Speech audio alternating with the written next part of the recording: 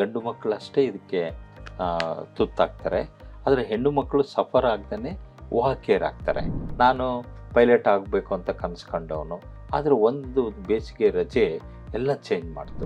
ನಮ್ಮ ಮಾಮ ಅದರ ಎದುರುಗಡೆ ವಿಶ್ವೇಶ್ವರಯ್ಯ ಪಾರ್ಕಲ್ಲಿ ಕಲ್ಲು ಬೆಂಚ್ ಮೇಲೆ ಮಲಗಿ ಕೂದಲು ಕಿತ್ಕೋಷ್ಟು ಪೇಯ್ನು. ಅಂಥ ಪೇಯ್ನಲ್ಲೂ ಅವರು ನನಗೆ ಹೇಳೋದು ಮರೀಲಿಲ್ಲ, ಅದಕ್ಕೆ ಕಣೋ ನೀನು ಡಾಕ್ಟ್ರ್ ಆಗಬೇಕು ಅಂತ. ಈ ಒಂದು ಘಟನೆ ನನಗೆ ತುಂಬ ಡಿಸ್ಟರ್ಬ್ ಆದೆ.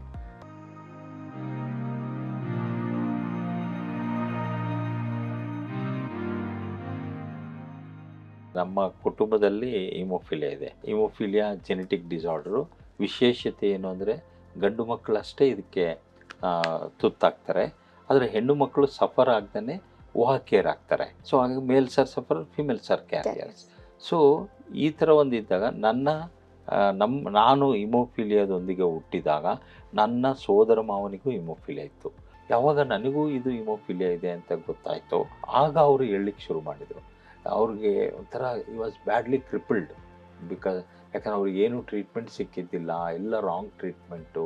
ಅವ್ರು ಡಾಕ್ಟ್ರ್ ಅಂದರೆ ಏನೂ ಸಿಟ್ಟು ಬರ್ತಾಯಿತ್ತು ಅವ್ರಿಗೆ. ಅಂಥ ಇದರಲ್ಲಿ ಅವ್ರು ಹೇಳಿದರು, ನೀನು ಡಾಕ್ಟ್ರ್ ಆಗಲೇಬೇಕು ನೀನು ಅಂತ. ಬಟ್ ನನಗೆ ಅದು ಇಂಟ್ರೆಸ್ಟ್ ಇರಲಿಲ್ಲ. ನಾನು ಪೈಲಟ್ ಆಗಬೇಕು ಅಂತ ಕನಸ್ಕೊಂಡವನು, ಆದರೆ ಒಂದು ಬೇಸಿಗೆ ರಜೆ